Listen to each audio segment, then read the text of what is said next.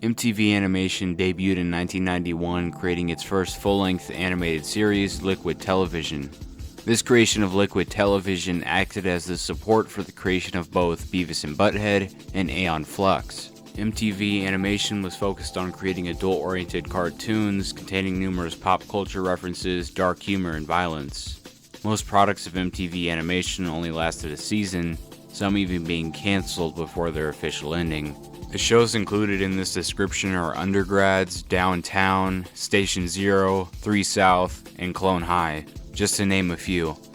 They all received high appraisals but ended up only lasting one season, usually being canned due to low viewership or little to no advertising. Even though all these shows ended with high ratings, there was one show that I and many others believe stood out, MTV's Downtown. MTV's Downtown was truly a show ahead of its time, created by Chris Prynoski and George Christic, lasting for one season spanning 13 episodes. Downtown is an animated sitcom highlighting the everyday life of a group of young adults in New York City. Downtown as a whole is about nothing, and that's what makes it great. As I just said, the series focuses on a group of young adults going about their life. Although true, the series mainly focuses on Alex Henson, a goth girl-obsessed nerd. Alex works at a copy shop and lives in the shitty apartment he just moved into. He's the older brother to his defiant sister, Chaka, who is constantly causing mischief. Alex is best friends with an insecure and smart-mouthed antique shop employee, Jen. Jen, much like Alex, lives in the shitty apartments of New York City, but unlike Alex, Jen lives with her sex-crazy roommate, Leia. Throughout the 13 episodes, Alex tries to romantically pursue this goth girl, Serena, in an attempt to fulfill his nerd fantasy. Characters in Downtown are portrayed in the most realistic and human way I've ever seen across all media. You can genuinely feel how connected these characters are to each other based on the way they conversate and interact in the city. Oh, so you're gonna take this little plastic dinosaur collection? Nah, I'll leave that here. All right. That's educational stuff. I don't want that. Alex, don't leave me. I want to go with you in the Gillian Anderson playset. I want to come too, please, Alex. When I get my apartment, I'm gonna be the man. Oh, really? Yeah. Or at least a normal human being. It really feels like you're sitting down and watching a group of lifelong best friends just experience life in New York. Jen and Alex's relationship especially radiates that sense of two lifelong best friends just shooting the shit. The 8th episode delves into the intimate side of Alex and Jen's relationship when Jen complains to Alex about her lack of sex, comparing her lifestyle to her roommate Leia's, envying the fact that Leia sees more action than her. Jen in general is very critical and jealous of other girls around her, specifically the pretty girls. Leia probably buys her birth control supplies in bulk. Hello, Price Club? Alright, Jen, admit it. You'd like to be more like Leia, but you just don't have the guts. I mean, what's with the baggy clothes? I know you have a body hidden under there somewhere. Oh, thanks for noticing. As if I'm the one who has a problem with the opposite sex. You obsess over, fantasy goth girls so you don't have to deal with real women with actual human flaws. She's critical of them, yet she aspires to be them. But she ends up tearing girls like Leia down because she's very insecure about herself. Jen's feelings for Alex are very clear in this episode, whether it be from desperation or a genuine liking to him. There's a moment between Jen and Alex in this episode where they're about to make a move on each other, but end up calling things off. And part of the reason why Jen and Alex wouldn't work as a romantic couple is because of this emotional weakness Jen harbors.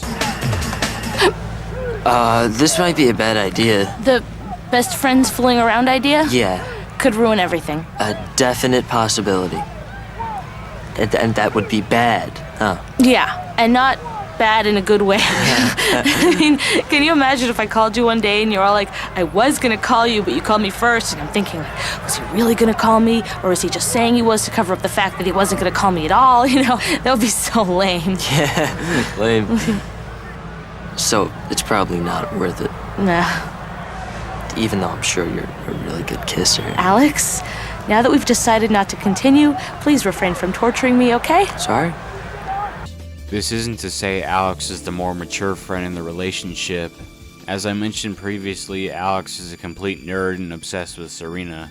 He has this fairy tale view of her and obsesses over her because of how she presents herself. In episode 13, Alex and Serena talk in the graveyard after a photo shoot for her website, and Alex mentions to Serena that it doesn't matter what you wear. Serena acknowledges this and compliments Alex for the way he dresses.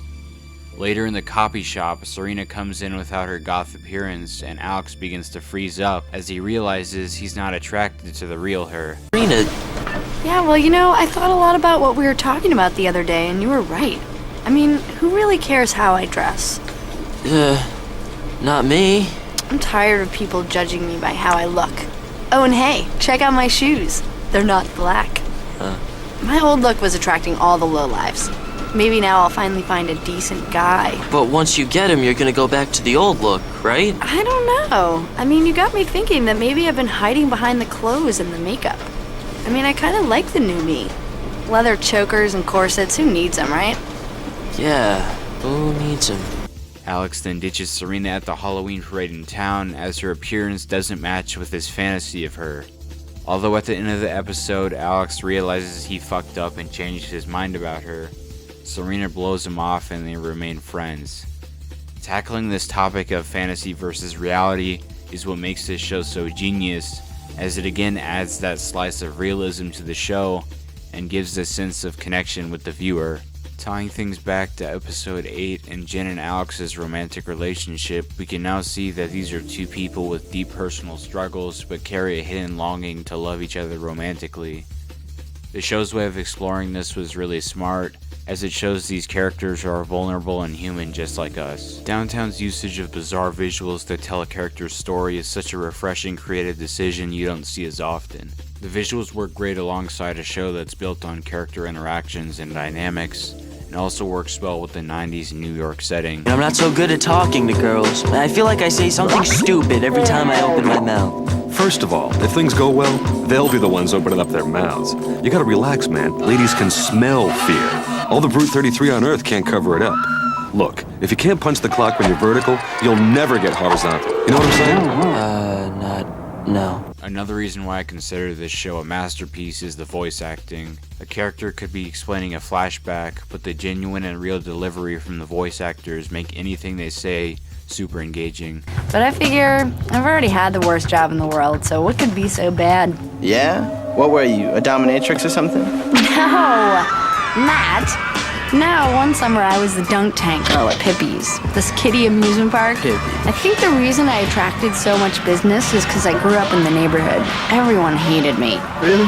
Yeah, I was so different from them. I'd yell like, "Hey Vinny in the pink shirt, you throw like a freaking girl." I had water up my nose constantly. In fact, the characters were based on real people interviewed on the streets, which just shows you the lengths they went to make these characters authentic. They keep associating vampires and goths.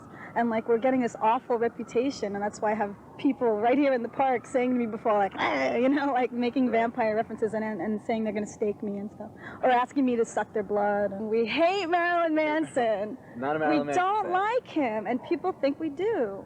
I hope you all enjoyed this mini analysis. I figured I'd make a video on this show just because I love it so much, and I hope you check it out if you haven't. You can find the whole series on YouTube. Like and subscribe if you haven't. See you guys in the next one.